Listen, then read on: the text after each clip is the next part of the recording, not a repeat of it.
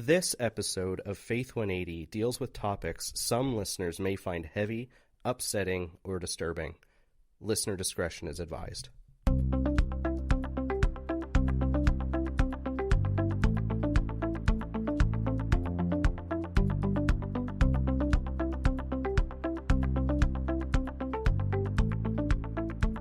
Faith 180, you take your faith and you turn it around. Faith 180, yeah. The Faith 180 jingle lives again for another episode, and welcome to Faith 180, the podcast where faith and mental health collide.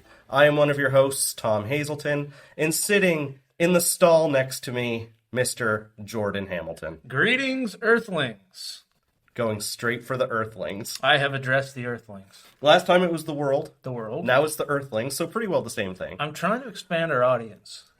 You didn't expand anything. It's still the same world. Well, here's to hoping. We still haven't been sponsored. It'll get there. Maybe if we keep introducing ourselves to the Earthlings. I love how you just want a sponsorship. He just wants a sponsorship. So somebody, please sponsor this poor man. $10 will say your name on Faith 180. Okay? I'm just kidding. This is not about sponsorships. This is mostly about Tom. It is not just about me. It's about sharing stories. It's about being comfortable. It's about removing stigmas. It's about talking about faith. It's not just about me, Jordan. What's going on in your life, Tom? What's going on in my life? Not a whole lot. We just hit a long weekend, which was exciting. Get to spend some family time. We have another long weekend coming up, which I'm pretty excited for, too. What's going on in your life? Well, Tom, new job, been exciting. Feels like a weight has been lifted in that area of my life. But outside of that, just really been enjoying some time with my family between work. Daughter's growing up way too fast. Yeah, my son, man, he's going to be 8 in March, and I just think, where did that time go? You blink, and it's gone. I do want to mention the holiday that you mentioned, that is upcoming Thanksgiving. Yep. Don't forget to give thanks for everything that you have in your life. And you know what? If somebody in your circles needs a warm place and a hot meal, feel inclined to invite them in and maybe warm their spirits. Well said, Jordan. That's what I would want. That's what I would want, too. Yeah. And it's like I said, it's give thanks for everything you have. Right. And the people in your life. You know, I still like the distinction in Canada where Thanksgiving is not just about Black Friday. In the U.S., it feels a little more commercial. It does. And to argue that, though, I could say the same thing about Canada and Boxing Day. The U.S. doesn't do Boxing Day.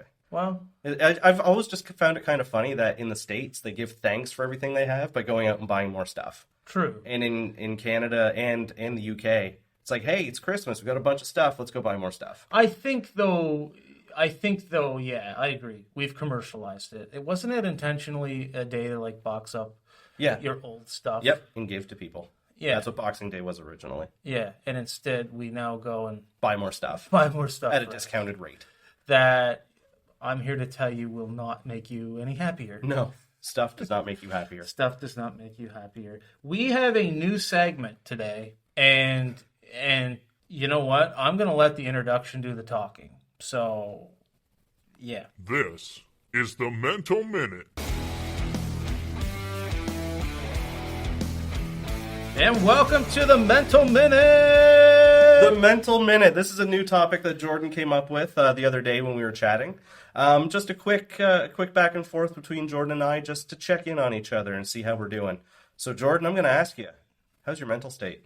Mental state is clear, which I love. I traditionally operate in a somewhat foggy mindset, and there's just been a lot of clarity, and I pray for that, and I thank God for that, because that's not something that comes natural to me. So, you know, with all the things going on in life, baby, a new job, my wife's gone back to work, you would think there'd be a lot of fog, but there's actually a lot of clarity. So, right back at you, Tom. How's your well-being? My mental well-being right now is I would say great.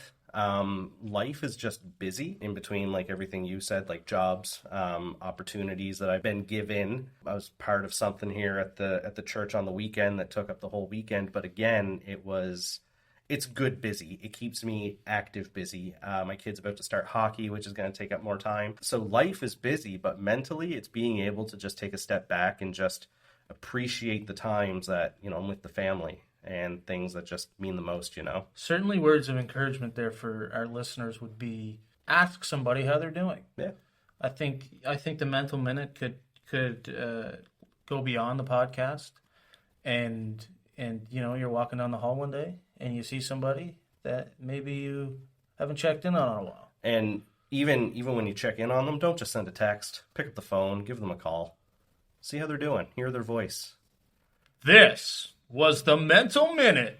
So with the Mental Minute out of the way, Jordan, you have a quick announcement that you want to give everybody. I have some very exciting news, Tom. This is something that I didn't know was going to happen until it did, I guess. We've got a movie that's going to be making its way to Southwest Nova Scotia. And Faith 180 is bringing the movie The Blind to Yarmouth Wesleyan Church on October 27th at 7 p.m. Tickets are available now. They are available. We're going to get those out there so we can share that with you. We're going to put the trailer on our socials, and hopefully you'll join us if you're in this area. And the goal is to fill the church and watch a great movie. For those of you that don't know, it's the story of the Robertson family, otherwise known as the Duck Dynasty family. And what a lot of people don't realize is that story wasn't always a pretty one. Phil, the patriarch of the family, he grew up an alcoholic. He had his own bar at one point.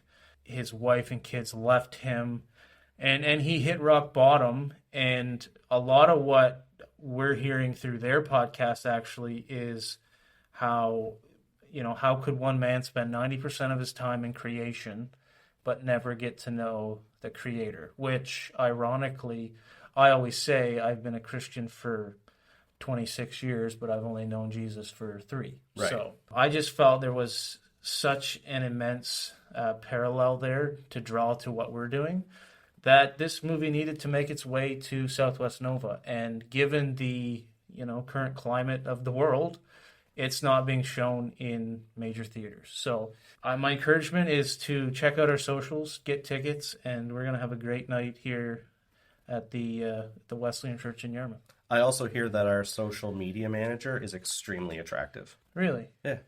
It's my wife. She's doing an awesome job, too. Oh, spending more money, I see. Yes. You overpaid for Dave. You've bought us a social media manager. I know. And not only that, I paid for another guest to be here with us tonight. Well, I think I'm going to get us an HR rep. So we are joined this evening by Brooke. And it was actually Jordan who reached out to her. And where actually Brooke is your sister, Jordan, I think you should do the introduction. That seems quite natural, Tom. Yeah, that I would do that. So I will introduce Brooke. This idea came up really early on in our podcasting. I think the first night that we recorded our pilot episode. And her name came up that night. Instantly. Yeah. And me and Tom chatted a bit earlier, and it was kind of interesting because I do get excited to record these podcasts. And I certainly am excited for this one, but in different ways. I think this one carries a message that is very important. It's not talked about enough, and that's exactly what we're trying to do with the podcast. So I'll kind of let her introduce the story a bit, but Brooke's my sister. She is a few years younger than me. We grew up together, obviously, and over the last few years, Brooke's gone through some trials, and we just really feel like this story is going to resonate with a lot of people, and a lot of people need to hear it. So, Brooke, welcome. Welcome, Brooke. Hi, guys. Thanks for taking the time out of your life to join us tonight. Hard to find time, but the pay's good, so here I am. Hear that? The pay's good, so keep that in mind for everybody when we approach you in the future. Tom just keeps writing checks. So before we get started, before we dive a bit more deeper, just tell everybody about yourself. Where are you from? Who are you? My name is Brooke. I used to be a Hamilton, but I am now married and a Grayley. I work for the school board under the Schools Plus category, and I work with elementary school students as an outreach worker, supporting them bridge the gap between home and school. That's awesome. Yeah. Like, that's a very important job. It is, and that's another topic that isn't talked about enough, but... Yeah, it's something, like you said, it's not talked about enough, but there are so many people in the background who are doing things that don't get the recognition or don't get the appreciation that they deserve. And it takes a very special person to be able to do that. So, on behalf of everybody, thank you. Kudos for that. I do it for the kids. Exactly. And Do you enjoy what you do? I do. I love what I do. It is a very heavy job that you have to be able to separate work and home and leave it at work when you go home, but that's not always possible and it does become heavy. But I do love what I do. Well, that's phenomenal. I'll say for both of us, thanks for coming on and thanks for being willing to even talk about this.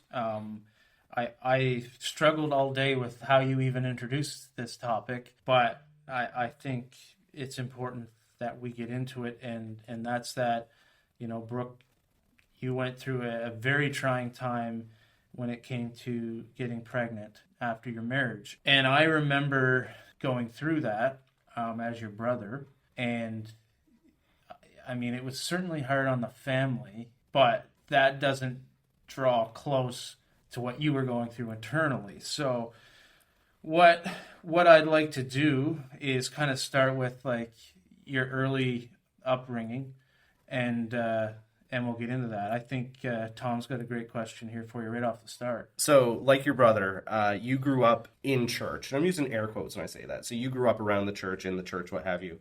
If you're comfortable, just what was your early journey with Christ like growing up?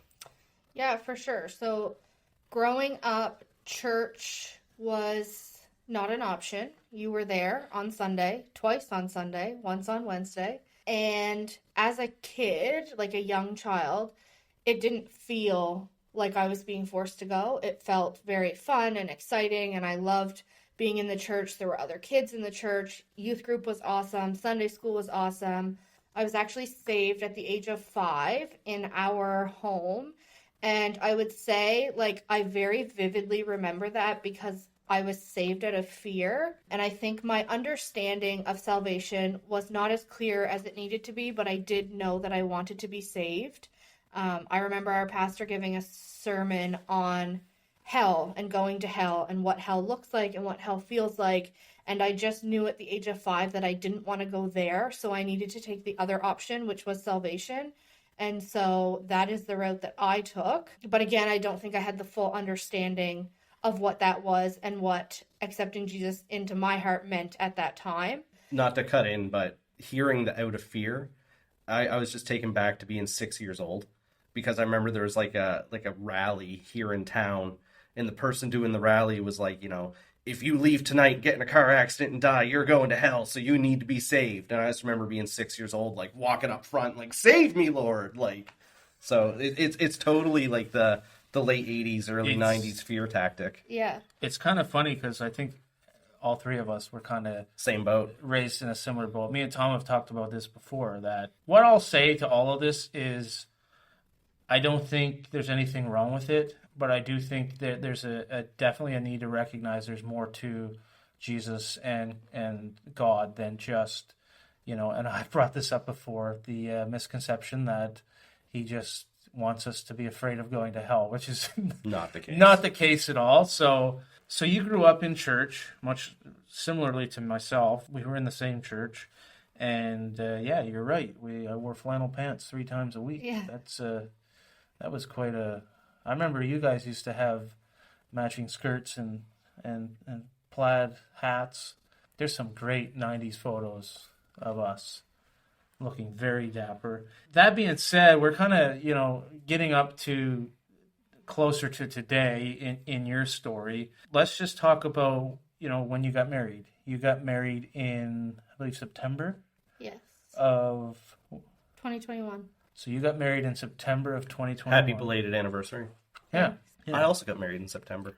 Congratulations, Tom. Thanks. So you got married to a fine young gentleman who is probably 6'5", the measurements we incorrectly quoted for Dinger Dave.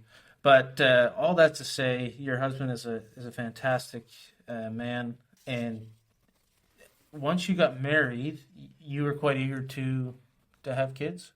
Yes, we actually were trying before we got married. Okay. To clarify. Okay.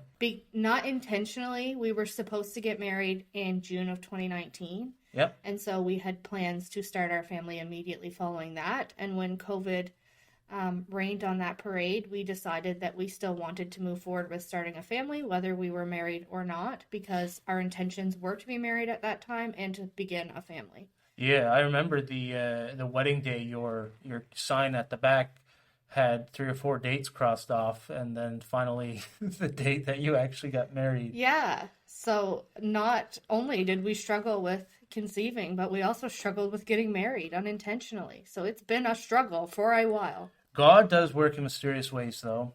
And as we work through the story, you'll learn more and more about Brooke. So it's safe to say that you and your husband started trying to have children in 2020? Yes. 2020? Okay. Just if you want to walk us through that timeline real quickly of when you tried and what happened. And I really think this is your story, and I want you to tell it as clearly as you can. So yeah, so it started in 2020, and we tried on our own, which I say that loosely. Obviously, you don't want help when you're trying to have a baby. And we were very unsuccessful. No positive pregnancy tests, nothing like that. Every month was another cycle that led to more sadness and negative tests, and it just became something that we were looking forward to that became more and more a negative thing. And so after going through that and reaching out to other people who I knew were in kind of a similar situation, I did connect with somebody who was my age, going through something very similar, who talked to me about an infertility medication called letrozole, which was the smoke and gun that we needed to help us get pregnant. And so we had our first positive pregnancy test on September 9th of 2021, and then we were married September 18th of 2021. So at that time, I was 6 weeks pregnant. And we actually pulled our photographer aside, and I don't think anybody besides my mother knows this. And we had her take an announcement photo for us in our wedding photos so that we could share with the rest of our friends and family that we were pregnant. And 2 weeks after our wedding, on October 2nd, I had my first miscarriage. And to say I was gutted is an understatement. It's something that you don't think is going to happen to you, even though the statistics are 1 in 4. That seems really far away until you are the 1 in 4. And then you meet all the other 1 in 4s in a small town like Yarmouth, and you realize how many of you there are and how many people are going through this. So I want to kind of cut in here because, I think that speaks to the relevance of. I didn't realize the statistic was. Yeah, that's 25% is that's phenomenal. So there's a few things I want to just touch on quickly, just on that little bit.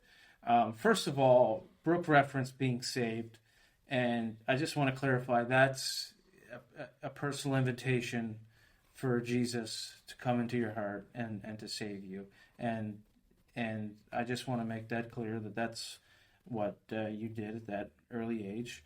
The other thing I wanted to talk about kind of before we progress in the story is at that point of your life, what's your relationship like with Jesus, the church? Like before you even tried to get pregnant, what was your relationship like with Jesus? And then, even just to elaborate more like that, you were saved at a young age.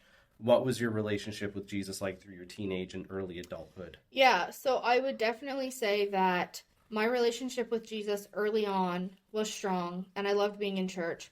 And the older I got, the more it seemed I was further away from God.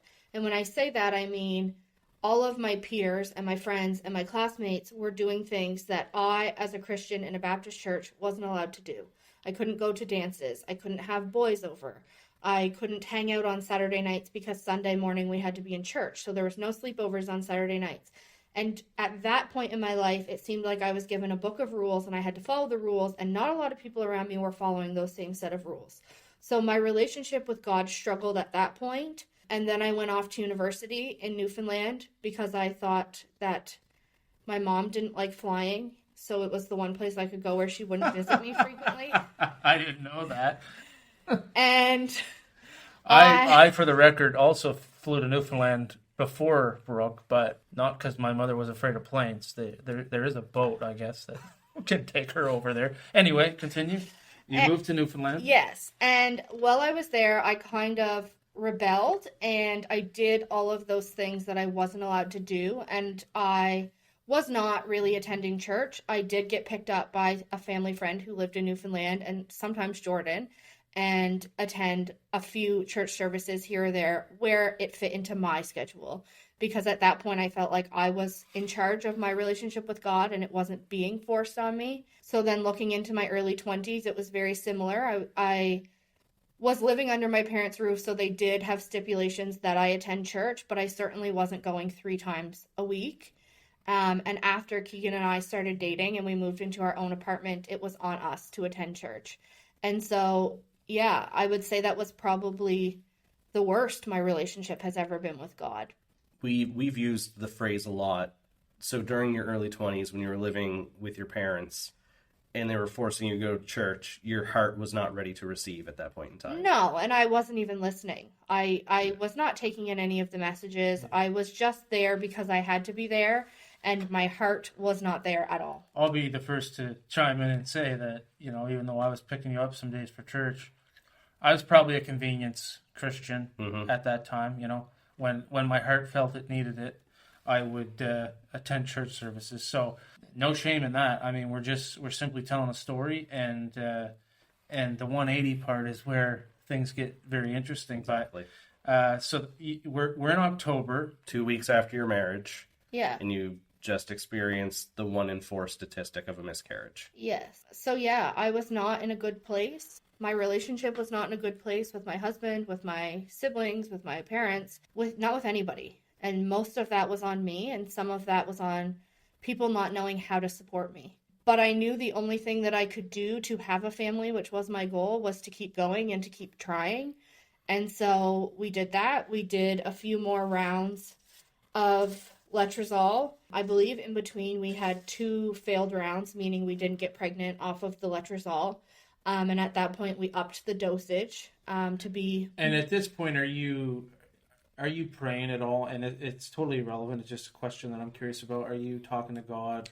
Yes, 100%. I would say even before the losses, even when we truly started to try for that year and nothing was happening, that is when we legitimately hit our knees and was like, we need help. Yeah, we need help that's bigger than us. That was my next question, because we kind of never really talked on when you opened your heart back up, Yeah. So this was during trying to start the family. Yes. That's when you would say your heart. Sure. Okay. And that's also when we started coming back to church, and we decided at that point the best fit for us was the Wesleyan church. My husband was also raised in church, but hadn't attended church for a long time.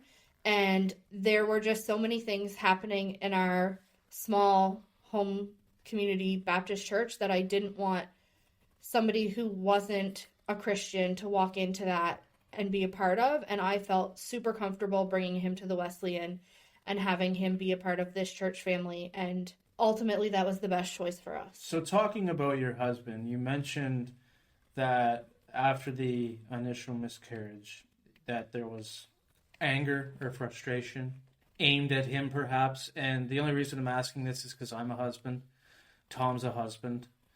And I just want to know, what was your process for that? Was it more just less so mad or upset with him and mad at the world? Or what was the real mindset there? And to that point, when you had first started, I guess, really speaking with God about this, do you feel like you were in a position to receive at that time? No, I don't think I was in a position to receive. I think I had a one-track mind. And I was on a mission, and I didn't want to hear what God had to say or what anybody else had to say. And I think at that time, my idea of God answering a prayer was him giving you what you were asking for. And I'm so glad you brought that up because I was having this conversation yesterday over coffee with a friend, and a friend kind of chuckled at me, but I said I came to church for a long time, literally, negotiating with Jesus. And I'd be like, okay, you see me in the back row again, Jesus? You're going to pay those bills for me? Right. And, I laugh now because it's a two-way street and God wants us to make the first move. So yeah, and those negotiations we also had in terms of having a child. We together, me and my husband, prayed several times, give us a child, we will bring them to church, we will raise them up to know you, just give us a child. And that was us negotiating. I promise I will raise them to know and love you. And when you talked about anger, I can honestly say, looking back over the whole scenario, I don't think I was ever angry with Keegan. I don't think I ever pointed my anger at him, honestly. And I'm not just saying that to make myself sound better. I truly believe that I felt so much anger towards myself and my body for letting the both of us down that I never, ever had unkind things to say towards him in regards to our struggles. He was, and still is, the best partner, kind, caring. He did nothing but listen to me sob. He sobbed with me. I honestly could not ask for a better person to have gone through that journey with. And if it wasn't for him, I might not have survived it. So you're married. It's 2 weeks post-marriage. You just went through your first miscarriage. Why don't you take us from there, continue on with what happened after that? Yeah, so my second loss began February 4th of 2022. That was when we found out we were pregnant for the second time. And at that point, we weren't excited because after you go through a loss, your mindset changes and you lose all of the happiness that comes with a positive pregnancy test. Even when I told Keegan, the look on his face was fear. It wasn't excitement because we both knew what could happen and inevitably what did happen. And that's why we're talking about it. And I think the extended family at that time felt similarly. It was hard to be excited for both of you. I very, very distinctly remember telling my mom and dad, and my dad crying, and I knew it was not his happy cry, and I asked him why he was crying, and he said that he just could not watch me go through this again. And so he basically didn't want to know until it was over and there was a healthy baby because he did not want to watch my heart break again. Yeah. And that's the one thing I was wondering too, was you as her brother experiencing this. It's got to be difficult to be happy. And so I should add, in that timeline, between my first loss and my second loss, Jordan and his wife Kelsey actually became pregnant. And that was so hard. It was so hard in so many ways. It put such a strain on our relationship and my ability to be a good sister and to be a good aunt to that baby. When you say your relationship, you mean your guys's? Yes, mine and Jordan's. Okay. Yeah. I remember, too, even feeling a sense of guilt that knowing what she was going through and that we were having... There was very awkward moments in passing. The relationship was not great.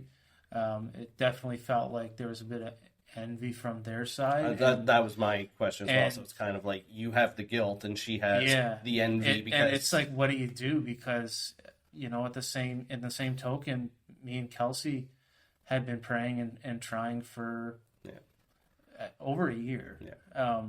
And then finally we're successful. And, thank Jesus that we didn't have to go through any miscarriages. But what a weird time to navigate. And I'm just thinking over here, too, like the emotional roller coaster that must have been going on in your head because marriage, yay, exciting. Mm-hmm. 2 weeks later, bad news. Then you get good news again in February. But even that good news, for lack of a better term, is tainted. I Yes. guess. Yeah, and after I remember everything like it happened yesterday. After we got that positive test, it was Kelsey's baby shower, and at that point I was pregnant, and so I was so excited to go and celebrate her and celebrate the baby. And I think it was 2 days after that I found out that this pregnancy was not on track to be successful. And it was like at that point I think I did kind of start to clue in, like, okay, was that God's works? Like, did he let me keep this baby long enough to get through that baby shower so that I could be there for my brother and for my sister-in-law and be part of something exciting? Like, when I look back and think about it, a lot of strange things coincided and happened. And like Jordan said, it was very weird to navigate.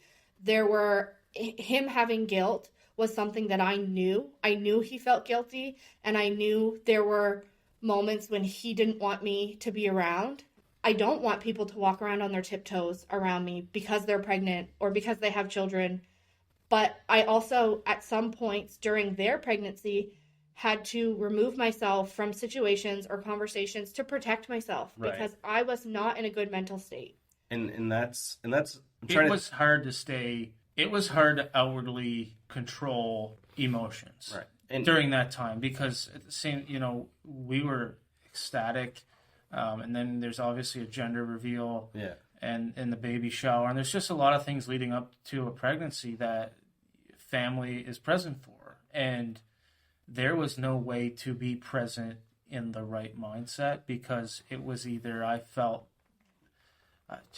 either felt bad or I couldn't really celebrate because I knew what she was going through.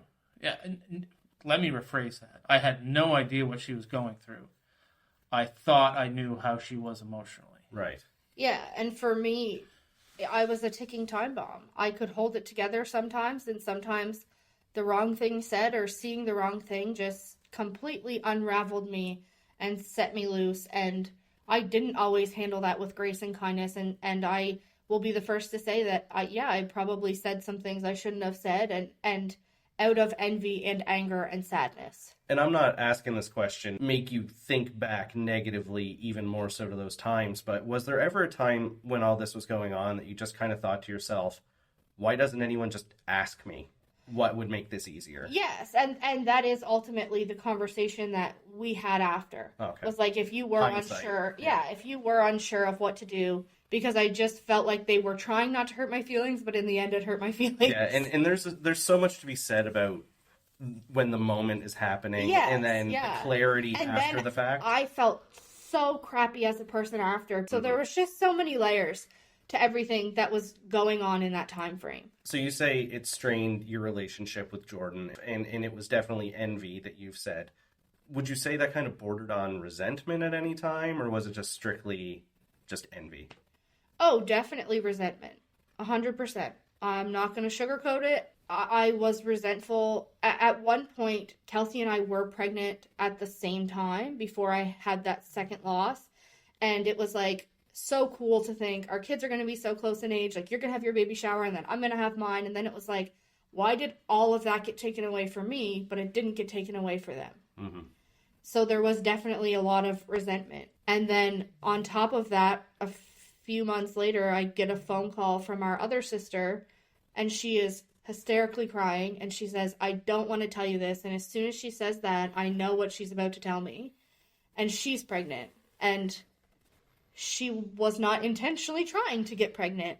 And so that was another gut-wrenching conversation that I had to go through, where she's crying because she's pregnant, and she's crying because she feels bad for me, and I'm crying because she's pregnant and I feel bad for myself. So it's February in the timeline. I think we're a few months past that now where Katie got pregnant. Yes. And so take us from that point forward. Yeah, so February, I was pregnant. This is kind of going to go pretty medical, so some of you might not understand this, but where I had a previous loss, they were testing my HCG levels, which tells them how pregnant you are. And a normal HCG level doubles every 24 hours in a healthy pregnancy. And so they had been monitoring mine, and it wasn't doubling. It started at 9, which is super low. Like the baseline for being pregnant is 5, and mine was only 9. And one of the doctors in the ER actually came in at that point, and he said, kind of harshly and without any empathy, I've never seen an HCG level that low result in a baby. And so at that point, I felt my world shattering again. And so he consulted with a gynecologist who said that some women's levels just rise slower, and to come back in a week and see where the levels were, or 3 days, sorry. And so after 3 days, we went back and my levels were 12. And so they were rising, but they weren't doubling. And so we went through this back and forth 2 days, 2 days, 2 days for 2 weeks. And at that point, I did start to bleed. And so I thought I was miscarrying, and I went in and my levels were in the thousands, which was awesome. And then at one point they dropped. And so I got a call saying that my levels had dropped and that I was most definitely going to have my second miscarriage. And so they asked me to go in for an ultrasound to confirm. And when I went in for the ultrasound, there was nothing in my uterus. There was no sign of a baby. There was nothing to be found. And so they were very confused, and they sent me up to the maternity floor. And the doctor who was on call that day, her name's Dr. Nettie, and God bless her, she is an amazing woman. She told me, based off of all of my blood test levels and everything that I had told her had happened, she assumed I was having an ectopic pregnancy. Which, again, the statistics for that are a lot higher than they should be. Explain that for those who might not know what it is. An ectopic pregnancy is where you become pregnant and a baby embeds somewhere other than your uterus. Most usually it is in your fallopian tube, but there are cases where it is not in a fallopian tube, but not where it should be either to develop into a healthy baby. But they had ultrasound my tubes and couldn't find a baby, so she was very concerned about that. And she gave me 2 options. I could take a pill to terminate the baby wherever it was. And if it wasn't successful, I would end up in an emergency surgery. Or I could trust her gut, which was that it was in my tube, and have the surgery. And so I decided to have the surgery because literally all I could think about was that I had already wasted 8 weeks on this pregnancy that wasn't going anywhere. It wasn't getting me any closer to a baby. It wasn't starting my family. And to me, that was time wasted and time that just broke my heart even more. And so I wanted the fastest option, which was to do the surgery, because after the surgery, we could start trying immediately. When you miscarry naturally, they ask you not to try for a few cycles. And so the surgery was the fastest route to us moving forward. And so I had that surgery, and she warned me that depending on how developed the baby was, that I could potentially lose my tube, which would make conceiving even harder. And so I went in for the surgery. Keegan was working, and I didn't have him to come with me. So my sister came, and she called him because I was in hysterics. I was screaming, I was crying, I was angry. She called him to go get some stuff and to come back to the hospital. I remember that day because we also got very kind of cryptic calls that Brooke was going in for surgery, but, not a lot of details that I even understood at the time, but it's certainly shocking. Set me back in my seat. Yeah. And so I went in for the surgery, and when I woke up, I very clearly remember Dr. Nettie being in my peripheral vision, and the look on her face, I knew what she was going to tell me. And she said that she had found a baby and that it was 8 weeks along and that it was perfectly nestled into my left fallopian tube that was then ruined. There was nothing left of it. If she had left it in there, chances are this would just keep happening. And so she had to remove it. So there I was, another baby gone, and now I'm left with one fallopian tube. And I think that is honestly when I hit rock bottom. That's a great point to stop at and just kind of reflect on everything you just said. Tom, go ahead. Like you've been begging and bargaining, and I'm sure you've even been like, I'll give up all worldly possessions. Yeah. I'll take anything at anything. this point. And you've just experienced your second miscarriage. And now conceiving is going to be much harder. Where are you mentally, personally, And where is your relationship with God at that moment? Yeah, I would say my relationship with myself was the worst. Waking up from that surgery and hearing that, I didn't want my husband to walk in the room, and I've never felt like that. I felt so much shame that my body had let me down once again. And now I am not even a full woman. I am missing half of my womanly parts. And the one thing that I should be able to do, which is create a child and give my husband a child, has now been taken away from me. Half of that had been taken away from me.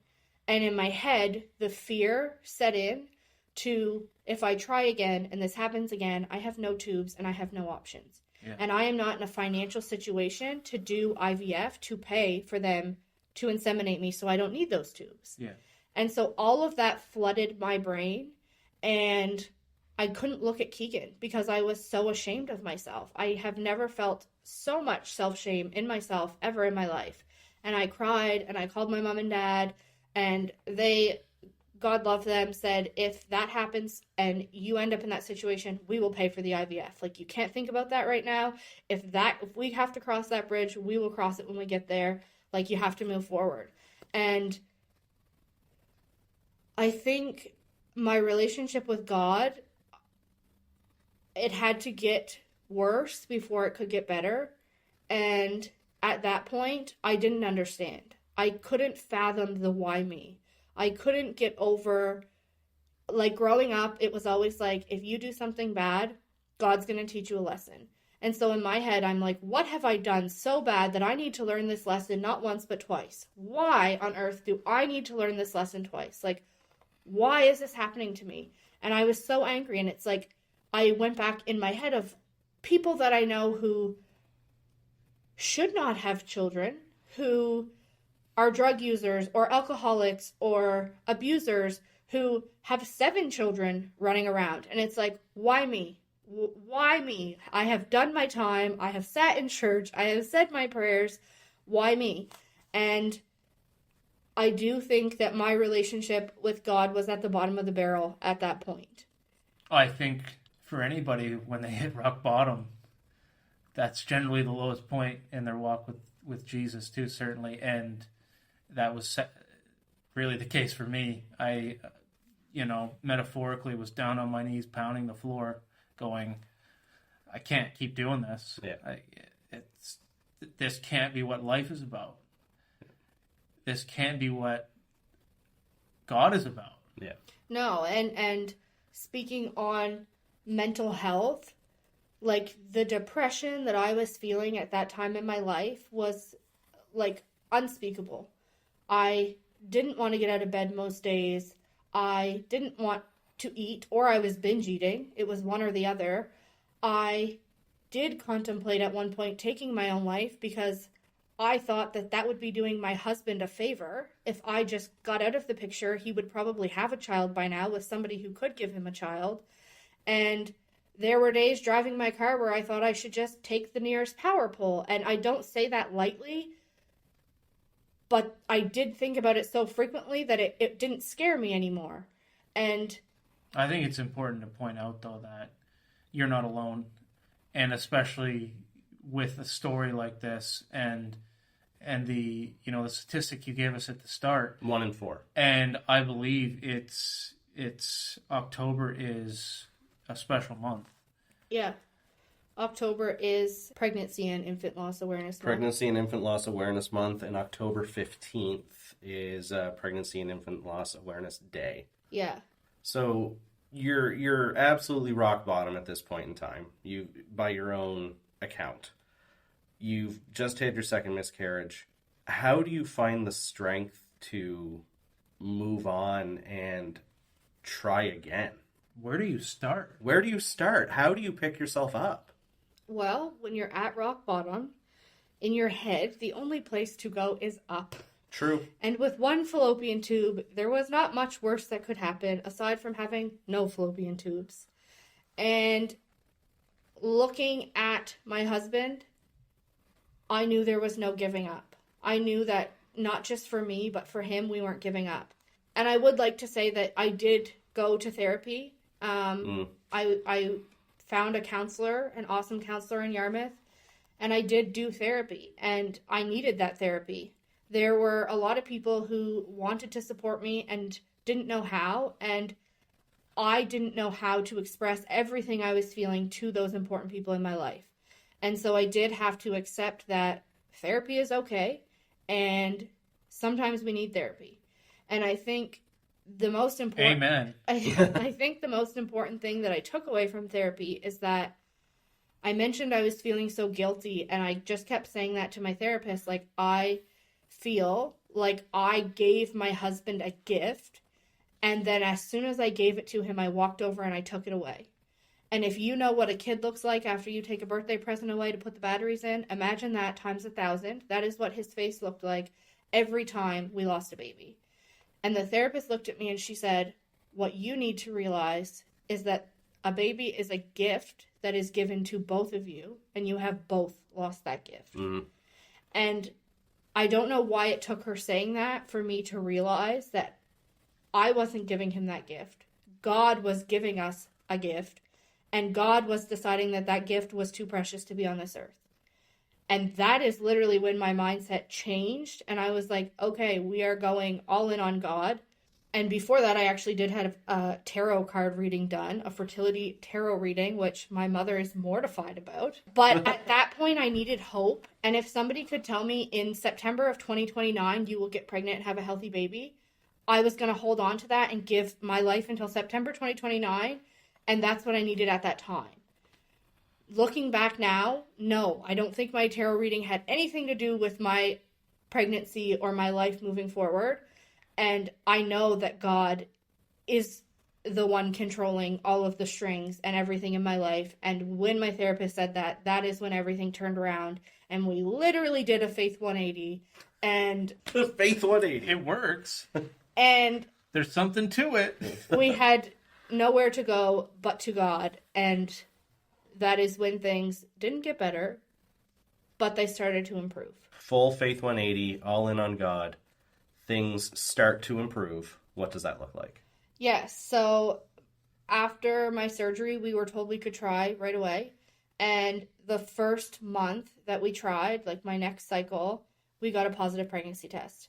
And it was like a super positive pregnancy test. And you guys probably don't realize this, but in the world of women trying to conceive, you can get like a faint test or that is still positive, but when you're really pregnant and your levels are good, it's like a dye stealer. The first line is brighter than the second line. So this was a good test.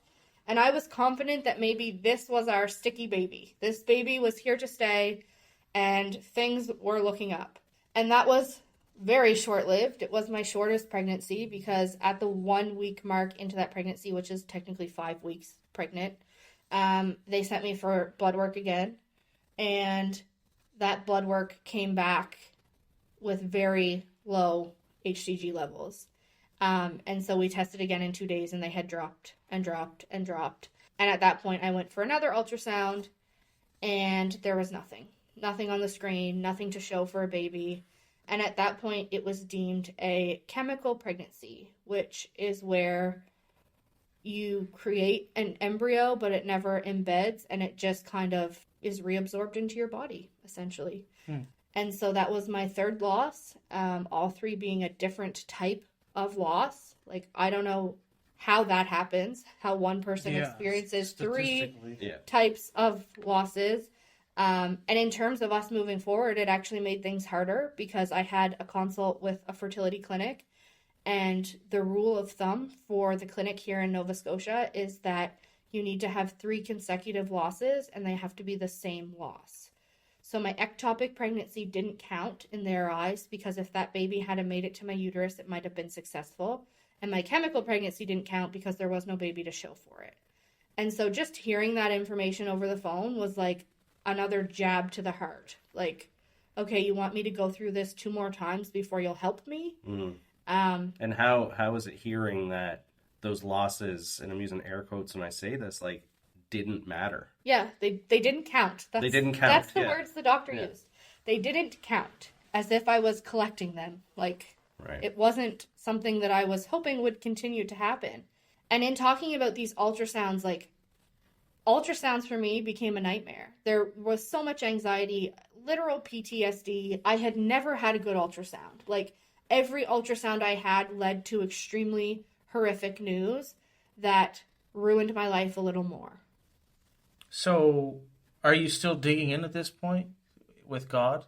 Yes, we are. And I think we were because my gynecologist, Dr. Nettie, the one who removed my tube, she took me on as a patient, and she was like my number one cheerleader. And she was going to do whatever it took to help us have a baby.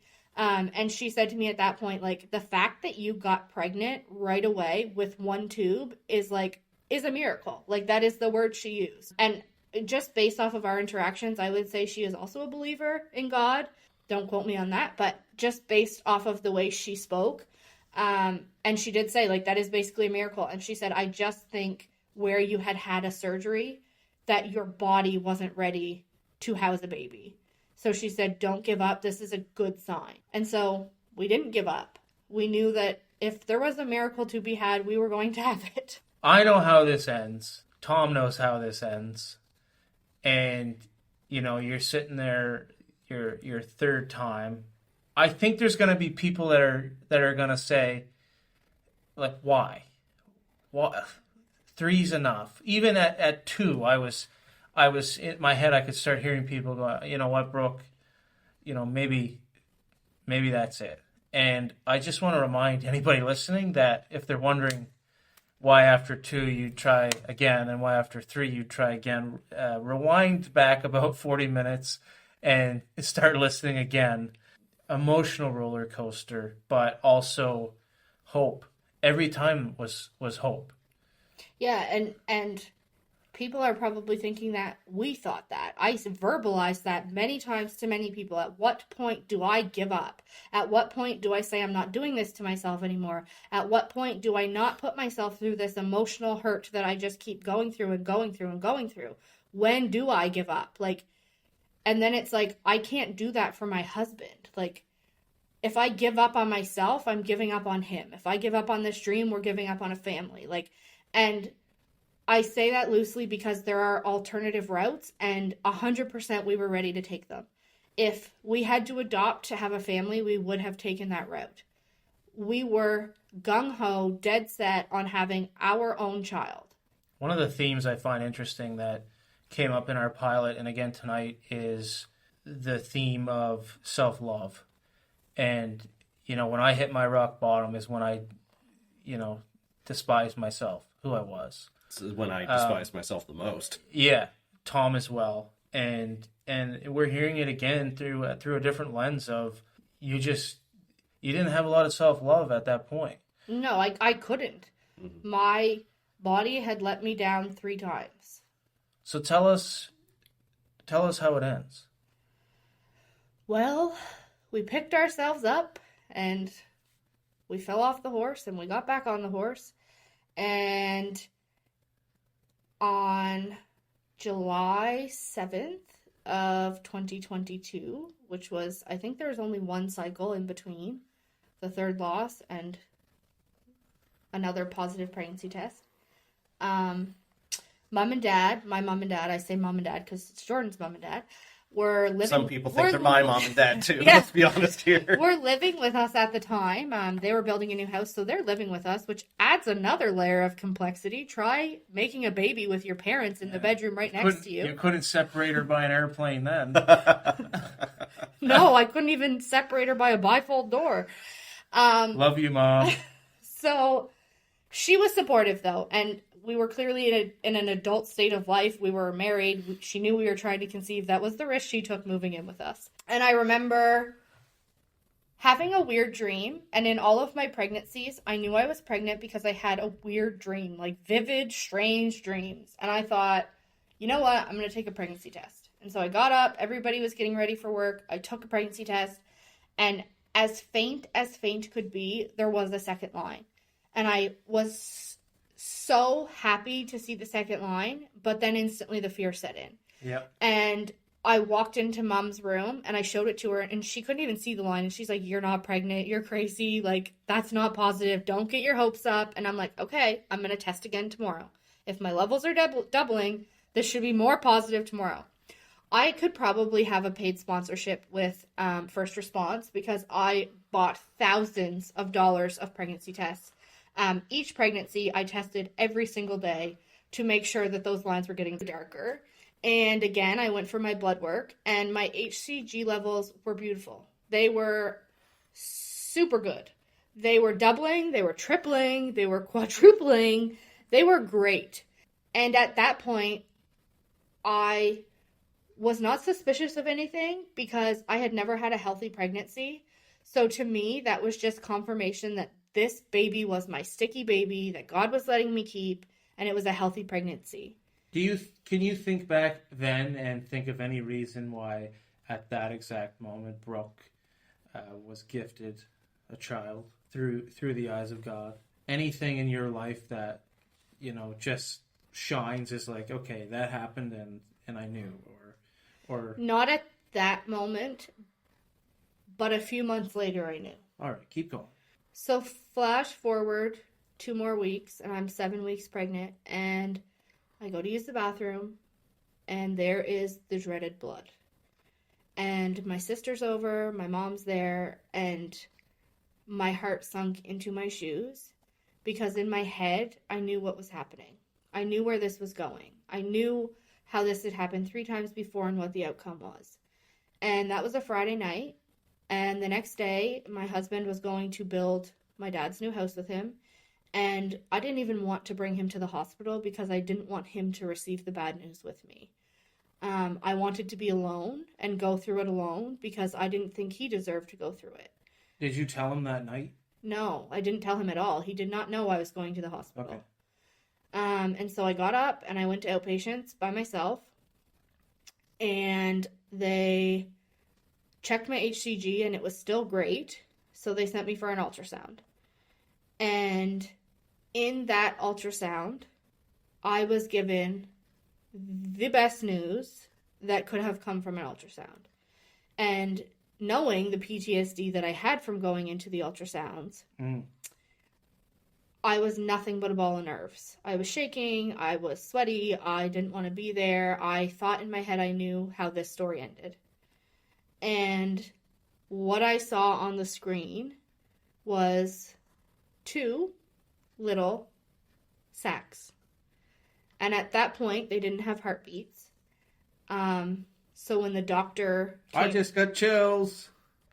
When the doctor came in to give me the report, he was very bleak about it, and he did read me the actual report, and in it read that there was 2 cystic-like structures that resembled gestational sacs because they can't even at that point confirm that they are babies or viable.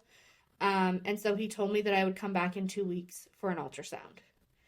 And that 2 weeks was the longest 2 weeks of my life. It was probably the closest 2 weeks I've ever been with God, praying and begging for these babies to have heartbeats. And so we went back 2 weeks later. Were you bargaining with God then? That was my thought too. Yes, 100%. 100% I was bargaining. And bargaining for just one, which is so cruel to say, but I just kept saying, if you've given me 2, at least let me keep 1. If you're going to take one of them, don't take both of them. Right. Please don't do that to me. Please, just at least give me 1 healthy baby out of the 2. In my head, my odds were better because there were 2, but also knowing that twins is a high-risk pregnancy, your chances of something bad happening are also greater. And so I went back for that ultrasound, and I brought my sister. I was going alone initially, or else I probably would have brought my husband, but I wanted, again, I don't know why I thought I had to conquer all of this alone, but I didn't want him to go through the pain if they didn't have heartbeats. I didn't want to see that look on his face. I internalized a lot of it and wanted to do it myself.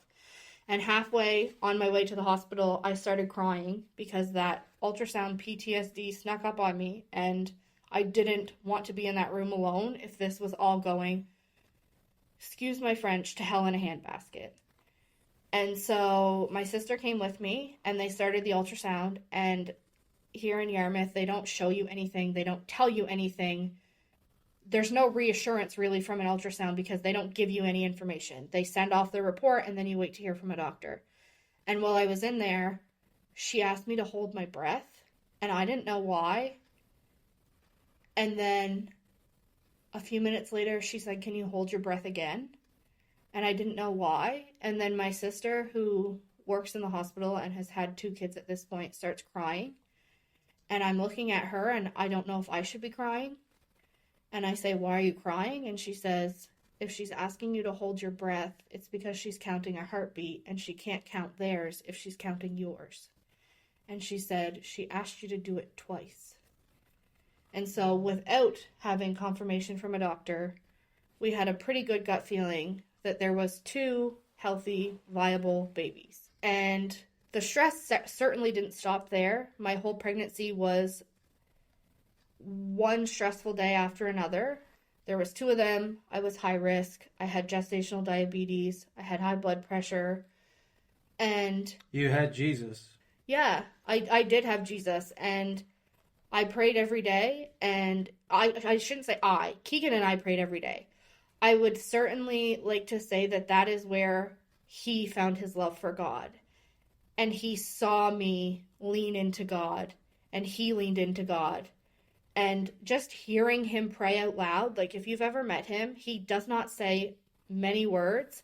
And the fact that he knew how much it meant to me for him to pray, so I knew God heard him, was a big deal. And we prayed, and we prayed, and we prayed. And every time I thought, okay, we're going to reach a milestone, and then I'll feel safe. Like the 12-week mark. Once you hit 12 weeks and you can announce it to the world, you feel safe. Well, we didn't feel safe. When during the pregnancy do you kind of feel comfortable? Never. Yeah. I didn't. And then they say at 16 weeks that you're safe. And then it's at 24 weeks a baby is viable if they're born. But not for twins. For twins, the standard is 26 weeks because they're smaller. So once I hit 26 weeks, I felt more comfortable knowing, okay, if my body craps out, there is hope that they live outside of me. Mm-hmm. And then I ended up going early at 35 weeks because my body did crap out. And I delivered 2 of the sweetest little babies, 4 pounds and 5 pounds. And when the doctor put them on my chest was when I thought the fear would stop. And then our first 3 nights at the IWK, our son had super bad acid reflux and would randomly throw up, and he would choke on his vomit. And so I developed this fear that he was going to aspirate and die, and that I would lose him now that he was here. And honestly, I remember so clearly my mom coming in and me telling her that Keegan and I hadn't slept in 2 days. Neither of us would go to sleep at the same time. If one of us was sleeping, the other was awake, keeping eyes on the babies at all times to make sure they were breathing. And that's when she said to me, "Brooke, God gave you these babies, and if he wants to take them, he'll take them, and there's nothing you can do. You can't live the rest of your life with your eyes open. You need to go to sleep and trust that he will give them back to you in the morning." And that was the first night that we shut our eyes and we went to bed, and we had full faith in the fact that God knew what was best, and that God gave us these kids, and that if he needed to take them, he would take them, and that we couldn't stop that. Aside from the safety risks that there are with newborn babies, there was nothing we could do to prevent that. So we've got baby Beckham, little Nora. They're adorable. Yeah, I love those 2. They're the sweetest little twins you've ever met. And when you know the story behind it all, they're that much more significant. And not that they wouldn't be, but a true miracle, a true gift from God. One thing I want to say, and this might just be jumping ahead a little bit here, is I remember the Sunday morning that those twins were dedicated. I remember sitting there thinking, like, because I kind of had a surface level knowledge that you were having trouble having children. I don't think that was like much of a big secret, for lack of a better term. And I remember thinking, oh, that's awesome. Like, the babies are being dedicated, and it was the same day your husband was baptized. Yes. And I remember thinking then, like, hey, this is awesome. But I wish I could go back to that day knowing this story. Because I feel I would just have that much more excitement for you guys. Like, just how amazing it is. Yeah, and, like, when you're in the thick of it, you don't know the other side of it. You don't know if there is going to be another side of it. So you can't look past it. And I think now, being on the other side of what was truly the worst 2 years of my life, I know that there were reasons and there were lessons. I know that Keegan probably wouldn't have come to love God if we didn't go through that. And I know that he is a better man for it. And I know that my relationship with God is better for it. Do I wish that all of that happened? No. Absolutely not. I don't wish it on me. I don't wish it on anybody. But I wouldn't have the kids that I have if it wasn't for those losses. And in that time period, I lost both of my grandparents, my mom's mom and dad, 6 weeks apart. And at that point, I think everybody in our family was like, okay, we didn't know this was coming. God knew this was coming. Yeah. He took 2 lives, and he gave us 2 lives. And that is the cycle of life. And shortly thereafter, we lost our grandmother. Which is another, like, it's not a coincidence. My whole pregnancy, like, she had gone through this journey with me as a believer of God. And she kept telling me, Brookie, you're going to get your baby. Brookie, you're going to get your baby. And so when she found out I was having twins, I didn't have a bigger supporter than my dad's mother. Yeah, and we're talking the most Jesus Christ loving woman I've ever met in my life. Yes, and she was deemed palliative in the middle of my pregnancy, and they had asked us to go and say our goodbyes because they didn't know if she would last days, a week, or whatnot. And so I had to go and say goodbye to her for her to then live several months. And one of the last conversations she had with me, she looked me in the eyes and she said, Brooke, I'm going to be alive to see those babies. And I delivered my babies on February 19th, 2023. And she died 12 hours later on February 20th, 2023. Wow. And if that doesn't tell you that there's a God, nothing will. Because that lady should not have made it that long. And she did. Wow. And it was like, she knew they were here, and she knew they were safe, and she could go. Wow. Tom, I want you to ask the most important question I think we have. And as we wrap up, Brooke, tremendous story. It's amazing. Thank you for telling it. We kind of chatted earlier, and we really want this to be about you, and we want you to close out the episode in a way. And Tom, just ask the question. I think it's the most important one here, and it's the reason why we're doing this. Agreed. So, Brooke, what do other moms who are currently going through the exact same trials and tribulations need to hear from you today? What message do you want to deliver to them? Well, there's so many messages. It is the most lonely, isolating journey you will ever be on, and you're not alone. There are so many other 1 in 4s, and if you find them, you'll be better for it. And you need to find your support and lean into God. Don't push him away. Don't blame him. Don't look to blame anybody. Lean into your relationship with God.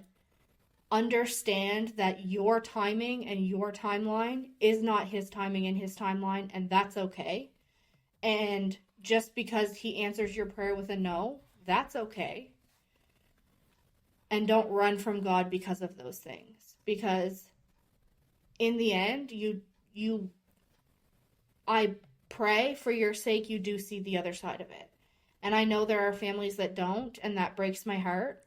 And being part of a group of women who are struggling with infertility is honestly one of the hardest and most cruel groups you can be a part of, because you're all wanting the same thing And the second you get it, you don't know how to feel because you feel so guilty for the 100 people you're leaving that are still in that group who don't have it.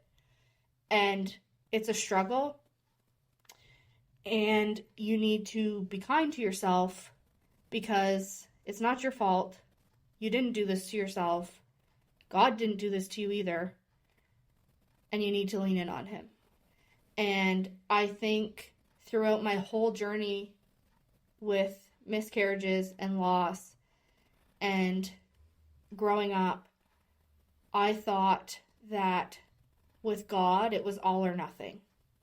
Meaning, I needed to follow a set of rules and I needed to do all this or else it was nothing. I would get nothing from him. And through this horrific experience, I have learned that it's all or nothing in the sense that if you give him your all, there is nothing he won't do for you. I can't think of, as much as I love singing the Faith 180 jingle, it just seems, so fitting. A verse we talked about last episode with Dave, John 14:27, and I'm just pulling it up here, but I think the best thing to do on this episode is to just leave people with some scripture, and that's John 14:27. Peace I leave with you, my peace I give to you. Not as the world gives do I give to you. Let not your hearts be troubled, neither let them be afraid. And we are all walking testimonies that when you truly pour into Jesus, the Trinity, the Father, Son, the Holy Spirit, that you can turn your life around. Brooke, thank you for sharing your story with us tonight. Thank you for finding the strength to come in here tonight, and thank you for the time that you gave us tonight as well. Greatly appreciate it, and thanks everybody for listening. We hope you'll share this story with the world, and continue listening. And we appreciate you joining us on Faith 180. Catch you next time. Faith 180 is an independent podcast featuring, produced, and edited by Tom Hazelton and Jordan Hamilton. Got a question, suggestion, prayer request, or story of your own faith? Email faith180 at faith180crew@gmail.com. Faith 180 is available on Spotify, Apple Podcasts, Google Podcasts, and YouTube. Don't forget to follow and turn on notifications for whenever a new episode goes live.